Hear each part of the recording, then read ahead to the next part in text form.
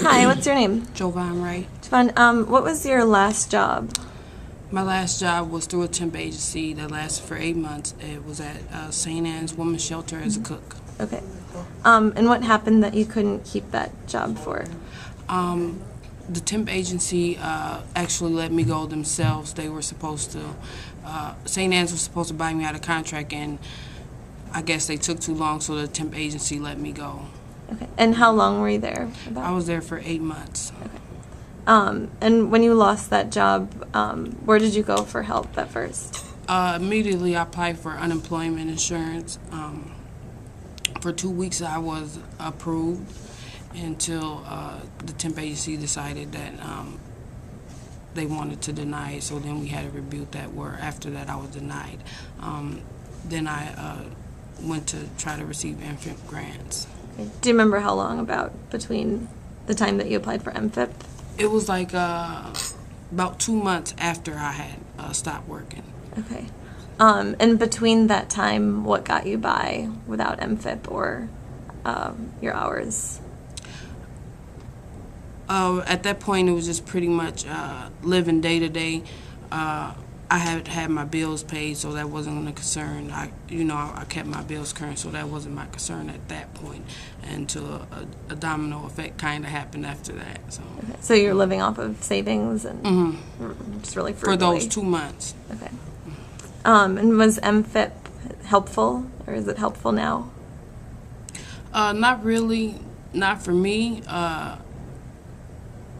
Probably because I don't have any subsidies or anything. I pay full rent. I still am unemployed. I work part-time through the temp agency when I can. But for the most part, yes, it's very little. It's minimal. You always got to have a backup of some sort. Some other income somehow. And what help would have made the most difference after you left the temp agency? Just them being fast. I believe that maybe I could have got a job faster, or after that job lead had expired, maybe I could have got one if I could have got help with child care services faster. And initially, that's all I needed. That's all I thought I needed to get by, because I immediately started looking for another job and asking for leads from the temp agency. And have you ever been without your own place to live, or without a place to live at all? Yeah, I was on the verge. That was the domino effect. I was last year, immediately after, a week after this happened. Like I said, my bills were paid up, my rent was paid up until July, and this was June. My house went into foreclosure. We didn't know anything about it. The landlord didn't inform us, so it was nobody's fault of our own. It was like a fourplex. Nobody knew it. So then it went into foreclosure, but before the foreclosure could go into place, because they give you 6 months to find a place, he didn't pay the water bill, so the water got cut off, and we were on the verge of being condemned. We were getting threatened every day by the fire marshal to, leave that residence. So basically, we were homeless. We asked him. He led to the point where we asked him. It's 4 units, and we never talked, and now we had came together because there's nothing we could do. So we were surviving, but at the same time, we just needed that as a place for our storage. Did you move to stay with family, or when you left that place? When I left that place, fortunately, I was able to find a housing unit, and I had started back working for the temp agency for a little bit of time. That kept me employed, or me able to keep my bills current, and also through emergency assistance, they helped me. Okay. Yeah. So before the temp agency, where'd you work? For that 8 months. Before the temp agency, I had been with the temp agency actually for 3 years. Okay. So they used to always keep me with leads, job leads, and I was always on the hot list, so I never had to worry about employment really. While I was still looking for permanent employment, just to have some stability and not have to go here for a job lead, or at this time, for me and my son. But before then, I worked at Target for 4 years, and I was a cook there, so downtown Minneapolis. And so you got unemployment insurance for 2 weeks, but then they revoked it. Yes. And on what ground? Actually, they told me that I quit that location. And that's Yeah. what the temp agency told the UI. That's what they folks, told the UI, and that it was a voluntary quit. yeah, and I had never been through those type of procedures yet. I didn't know exactly what to do, what to expect. But when I went through it, I just figured, as I was going through it, it was a surprise to me because, you know, I felt like I had all my information. I don't know why they would deny it. They said I didn't ask for a new job lead the following week. Like I didn't want to look for work, which I did, and I had, you know, phone messages, them calling me and telling me that we can't find work this week, but we'll try next week. We'll give you the first lead. You're on the hot list. So when we had the conversation and they told me that I quit that location, I was stunned.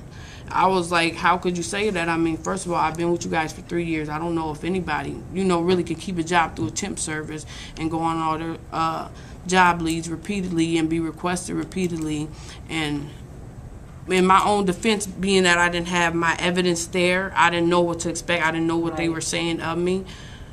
I asked the person that was on the phone representing Top Temp, had I ever quit any job that I ever attended, whether it was my expertise or not. Even when I work in the industrial field and I broke out in hives because the steel shavings were getting on me, did I quit that job? No. She said, you had 28 jobs over 3 years. You know, some of them are repeat, some of them were 1 week, some were three months, but I never had quit any job. And she said no. So I said, why would I quit this job then? She said, I don't know, but you quit this job. But I'm saying, and after my defense after that, it was like the on-site employer was calling me. She didn't even know what was going on at first. And I thought that they didn't want me there anymore until I found out, you know, it was out of Top Temp's contract. They didn't buy me out fast enough, so they decided to let me go, that agency on their own. So, and at that unemployment insurance hearing, was the temp agency person you said on phone? Mm-hmm. You were in the office? No, we were all on phone. It's it was phone, all phone yeah. conference. Mm-hmm. Okay. All right. Thank you. Thanks very much. Anything else you'd like to add about MFIP or leaving the temp agency? The only thing I would like to add about infant is when I first start receiving infant was when I was 18 years old. No, I'm sorry, 20. I think I received food stamps before that, but infant, I was 20, and that was for my maternity leave.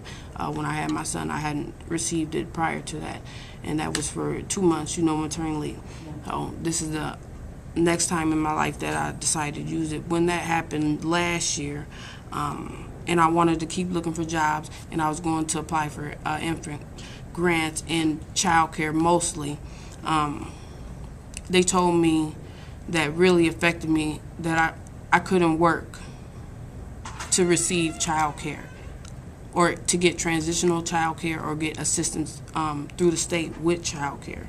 They told me that I had to stop working because my wage was too high. They told me I had to stop working, and they told me that I had to be in that range market. So basically, if my wage was too high, I had to stop working. If I would work 1 week, that would take away infant grant. So I had to stop working to receive child care, to pay for child care, $300 a week, or get that assistance. You know, so I had to take that, you know, that hit and just accept it. And then that's where now I start my job search back up. Thank you very much.